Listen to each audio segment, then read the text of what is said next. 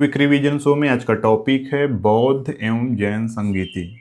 तो कोई भी एग्जाम हो इससे का क्वेश्चन तो पूछे ही जाते हैं। तो इस वीडियो को देखने के बाद आपका कोई डाउट भी नहीं रहेगा और आपको सारी चीजें लंबे समय तक याद भी रहेंगी। तो चलिए देखते हैं। देखिए, बौद्ध में टोटल 4 संगीतियां हुई हैं। संगीति का मतलब होता है काउंसिल। तो संगीति का मतलब क्या होता है? काउंसिल, यानी बैठक, एक तरीके से आप समझ सकते हैं। तो इसका देखिए, ये पूरा पूरा जो चार्ट है बहुत ज़्यादा इम्पोर्टेंट है। कैसे याद रखना है? तो यहाँ पर देखिए कैसे याद रखना है। प्रथम, द्वितीय, तृतीय, चतुर्थ, यानी 4 बौद्ध संगीतियाँ हुई हैं। 4, 3, 2। तो देखिए ईसापुर वो तो है ही 483, 383, फिर 250 और उसके बाद पहली शताब्दी, यानी अब ईसा पूर्व नहीं है, बीसी नहीं है, अब एडी की बात हो रही है, यानी पहली शताब्दी। तो 4, 3, 2, 1 इस प्रकार से याद रखना है। बाकी ये 483 है, 383 है, 250 है और प्रथम शताब्दी है। और प्रथम शताब्दी में लगभग 72 ईस्वी चल रहा था उस समय। अच्छा, स्थान को कैसे याद रखना है? तो RVPK, RVPK।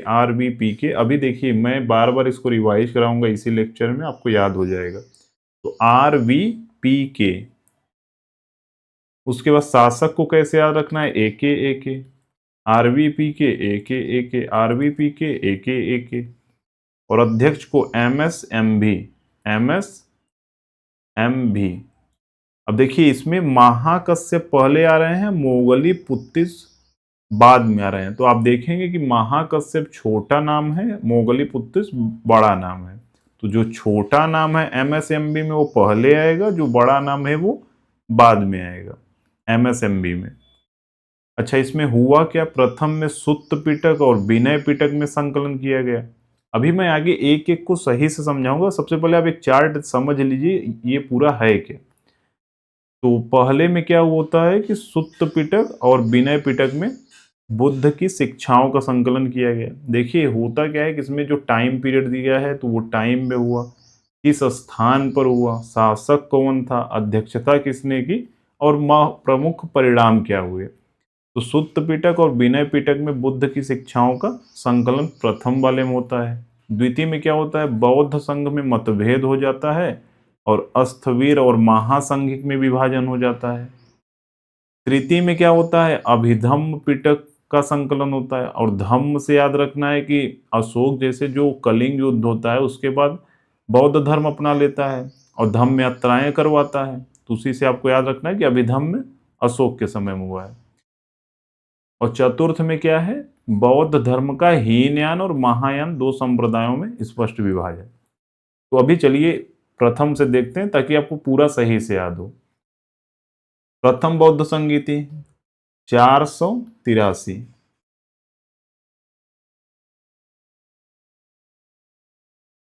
483 तो मैंने बताया था 4, 3, 2, 1 से याद रखना है। यहाँ 83 था, यहाँ 50 था, यहाँ 72 था। 72 AC है, ये AD बोल सकते हैं। तो 483 में प्रथम होता है। उस समय शासक कौन था? हर्य कौन सा का टाइम पीरियड चल रहा है? तो कैसे याद रखना है? AK RVPK। ये स्थान है, ये शासक है। इसी क्रम में आपको याद भी रखना है, स्थान, शासक और उसके बाद अध्यक्ष MSMV। तो सबसे पहले स्थान क्या हो गया? R से राजगृह याद रखना है। प्रथम बौद्ध संगीति कहाँ होती है? राजगृह में होती है, सप्तपर्णी गुफा पे।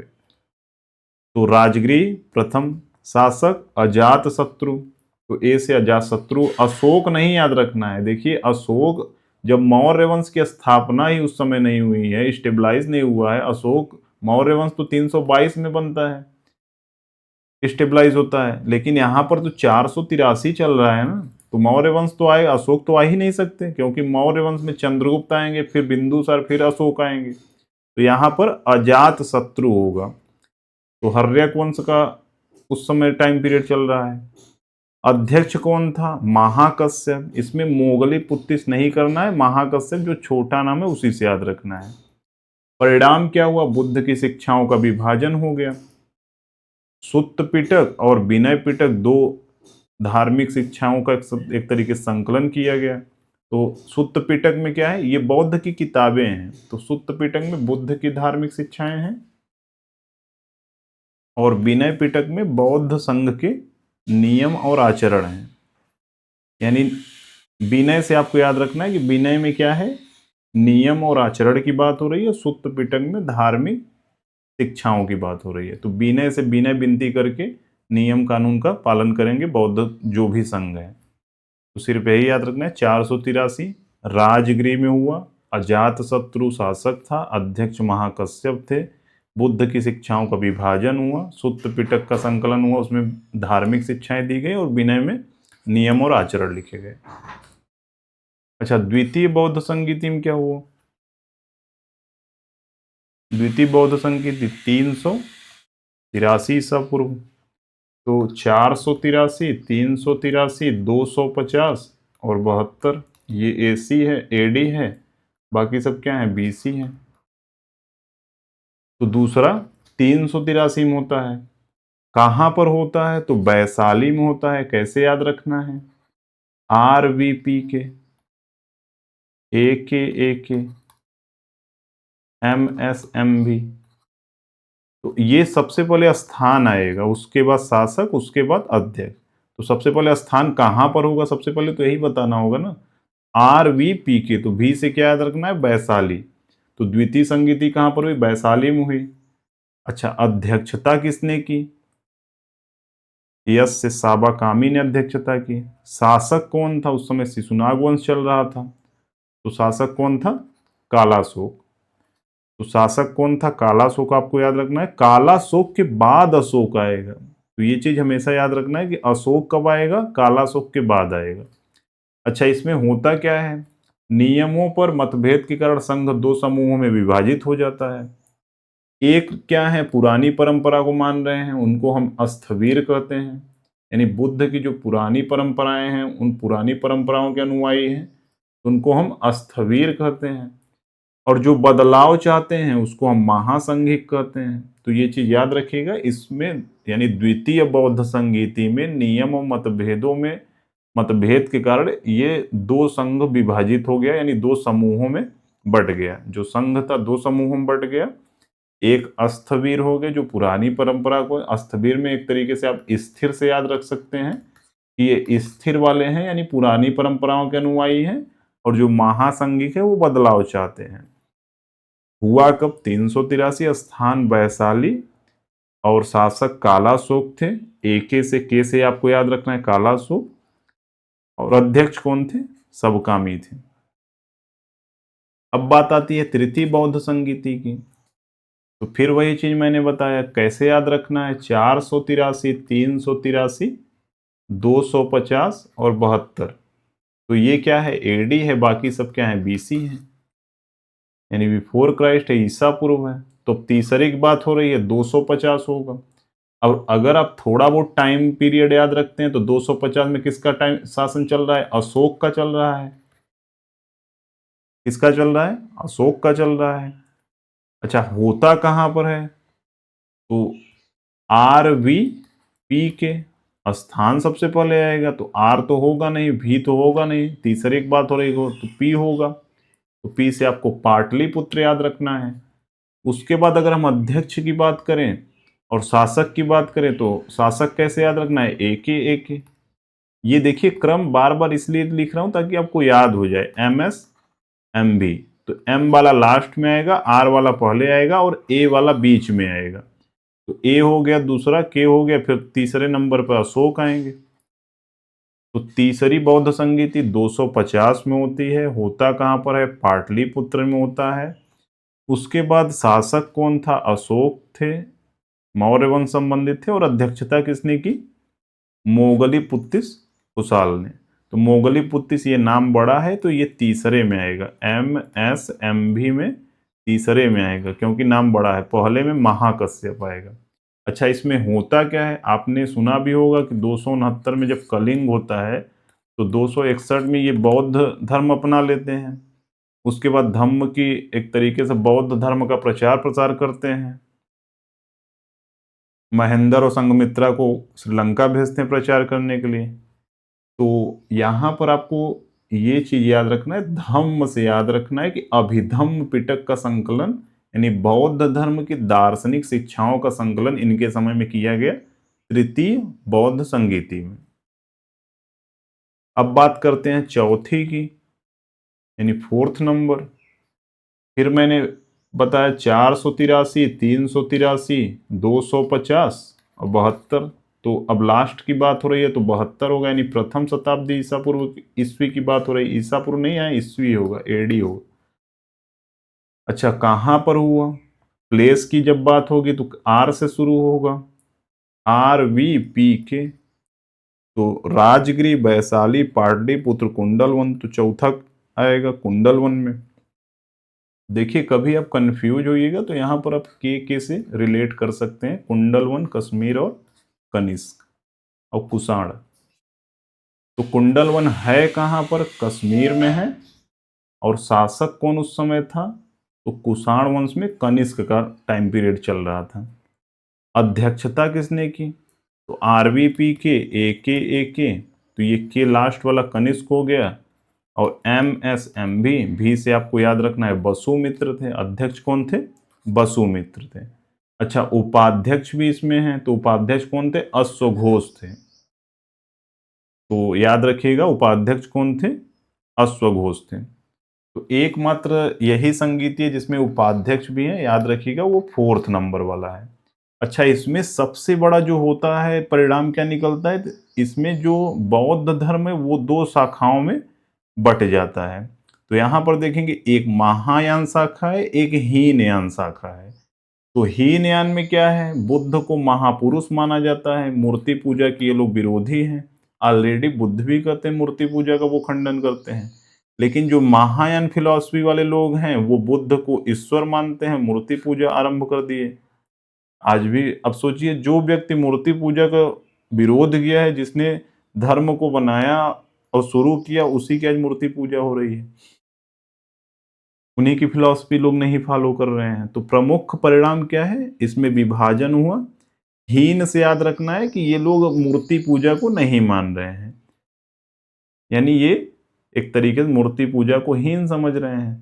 तो बुद्ध को महापुरुष माना जाता है, मूर्ति पूजा के विरोधी थे। और महायान वाले क्या हैं? मूर्ति पूजा मानते हैं। तो बस इतना इसमें याद रखना है, RVPK, राजगिरी, वैशाली, पाटलिपुत्र, कुंडलवन, AK से कैसे याद रखना है? अजात शत्रु, उसके बाद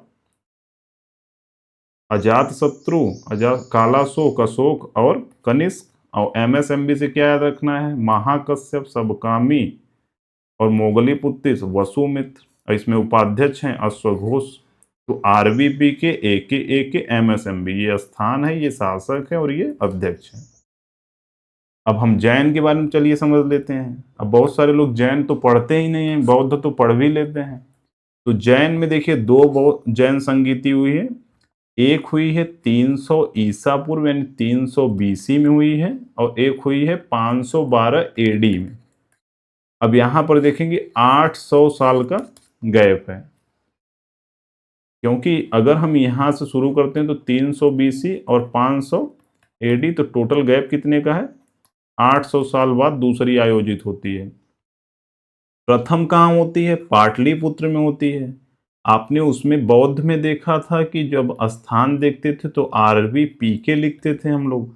और तीसरा वाला जो अशोक के समय में था वो भी पाटलिपुत्र में आयोजित होता है, और ये तीसरा ईसा पूर्व है। तो इसी प्रकार से आपको याद रखना है कि प्रथम जैन परिषद जो होता है, टाइम पीरियड से भी समझ सकते हैं कि 300 ईसा पूर्व है, तो खुद ही समझ सकते हैं कि उस समय मौर्य वंश आ गया है। तो पाटलिपुत्र यानी मगध पे ज्यादा चीजें बात चल रही हैं। मगध पे तो वैसे हर्यक वंश पे ने शासन किया है, तो आपको पाटलिपुत्र याद रखना है। यहाँ पर अध्यक्षता किसने की? स्थूल भद्र ने इसकी अध्यक्षता की।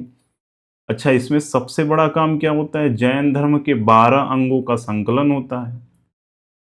और यही जो 12 अंग हैं, इसी को लेकर मतभेद हो जाता है और जैन धर्म दो संप्रदायों में बढ़ जाता है, एक श्वेतांबर, एक दिगंबर। अभी हम आगे देखेंगे सही से इसको।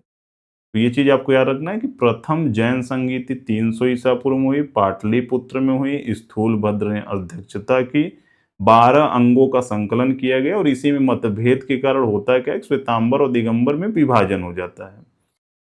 द्वितीय जैन परिषद की बात करें 512 में हुआ, स्थान बल्लभी गुजरात में हुआ।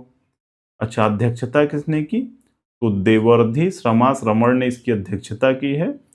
जैन शास्त्र यानी आगम का अंतिम संकलन और लेखन किया गया।